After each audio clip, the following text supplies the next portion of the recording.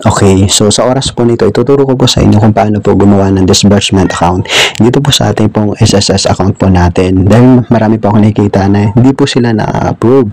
Ayan, sige po, tuturuan ko po kayo actually kung paano po ma-approve. Madali lamang po. Actually, yung ginawa ko po dito ay 1 day lamang po. Na-approve na po siya kaagad. So, paano po natin, ano po ang dapat natin gawin? Yan po, ituturo ko po sa inyo kung ano po yung mga sunod-sunod na process na dapat po natin gawin para madali po tayong ma-approve. Dapat po kasi nito, tama po yung information doon sa proof of documents na ipapasa po natin kay SSS. Yamag to ito online ang pag-submit, so dapat magiging tama po yung dalawa para hindi po tayo mahirapan. Ayan, sige po, paano nga ba ito natin gawin? Tuturo ko po sa inyo yung step by step kung paano po tayo gumawa ng disbursement account. At napakalaga pong disbursement account dahil hindi po tayo makakapag-proceed doon sa pag-enroll o pag-submit ng mga documents regarding to medical documents. Hindi rin tayo makakapag-proceed kung wala po tayong disbursement account. Kaya napakalaga na meron po tayong disbursement account. Yan po. So, tuturo ko po sa inyo kung ano po yung step by steps na ginawa ko po.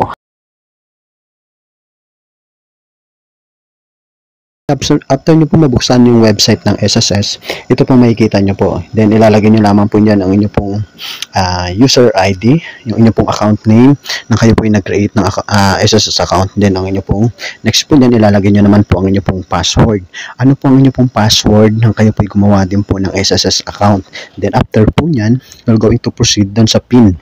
Ang PIN naman po nyan, kung ano po yung number na naka-connect po dun sa inyo pong SSS account, dun din po mag-notify yung ipapadala pong PIN. At ang PIN po niyan, we have 6 digits na PIN number na kinakailangan nyo po i-encode to verify lang po na kayo po talaga ang nag-login po dito sa SS account po ninyo. Then, magte-text po sa inyo. Yan, i-input nyo lamang po yung PIN number. Then, after po nyo mailagay yung PIN number, click the login. Then, after nyo po mag-login, mag-proceed po kayo dito sa pinaka-portal nyo na po, dashboard po ninyo.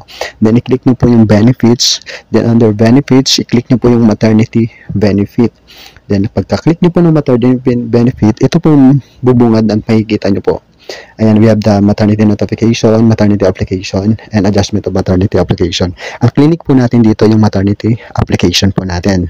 Dahil tapos na po tayo dito sa maternity notification, maternity application, dito na po sa tinatawag nating disbursement account, yung pag-create po ng bank or GCash account para po doon po papasok yung pera na ipapadala po ni SSS doon sa ating pong maternity benefits. Ito po yung mga process. We have the enrollment process, supporting documents, and then the review, and then the last, yung pag-submit na po. So, ang pinili ko po dito is bank account dahil ito po ang meron po ako. Yan, hanapin nyo po dito ano po yung name ng bank account po ninyo. Actually, lahat naman po ng bank, I think meron naman po dito. Ayan, sige po. Ayan, so, i-click mo yung sa taas dahil bank, pero pag GCash or hindi po GCash or other ano kayo, ito yung sa pinakababa. Then ilalagay niyo po yung name ng bangko po ninyo. Napili niyo natin yung pinakamalaga po yung bank account number. And by the way, regarding to the bank account number, dapat the same po dun sa naunang in-input niyo po dito sa confirmation. Just only to verify na the same po kayo ng bank account number ng pagkaka-input. Dahil kung hindi po magkapareho po yan, hindi rin po mag-check yan ng kulay green. Nakikita niyo naman po sa pinaka right side yung check arrow. Ayan, sige po. Ayan. So, after nyo po yan, just click click yung next. After nyo po maklik yung next, magpo-proceed na po kayo dito sa pag-submit po ng mga documents na kinakailangan po natin. The step number 2. Ayan, sige po. Ayan, so, kinakailangan nyo mag-submit ng documents, JPEG or PDF. But the maximum MB po nito is 3 MB. Ayan, sige po.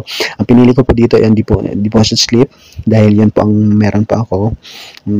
Ayan, sige po. Then, i-click nyo po yung attach nyo po dito, submit nyo po dito yung proof of deposit slip. Then, after naman yan, yung ID po ninyo. Ano po meron? Valid ID, that's driver's license o passport or NBI, pwede rin naman. Ito pong ginamit ko, NBI. So, approve, tingin okay naman din po siya. Then, ang pinakalas, pag-submit po ng inyong pong picture, nakasama po ang hawak nyo po yung deposit slip po ninyo and also your ID. Just only to verify lang na kayo po talaga ito. Then, click nyo lang po yung next lamang po yan. Then, next, after po yan, ito na pong lalabas po sa inyo. So, ano pong gagawin natin po dyan? So, babasahin nyo lamang po ito. Double check nyo po kung tama po yung bank account number po ninyo na nakalagay po doon sa taas. Then also, ito po yung mga sinubmit po ninyo. So, just only to review your proof account, ID na nilagay po ninyo. Ayun po ito, nahawak po ninyo yung sa number 1 and 2. Ayan, sige po. So, check nyo po. Pag sa tingin nyo po, tama naman po lahat, click nyo po yung box na I certify. Then, after po nyan, i-click nyo naman po yung enroll. Ayan, pag okay na po sa tingin nyo po, ay wala nang problema. Ayan po, lalabas po yung you have successfully enrolled your bank account details in SSS. Yun, tapos yung pinaka-transaction number, just only to para ma-monitor nyo rin din naman. Ayan, to ito na po yung lalabas. Click nyo po yung enroll po doon.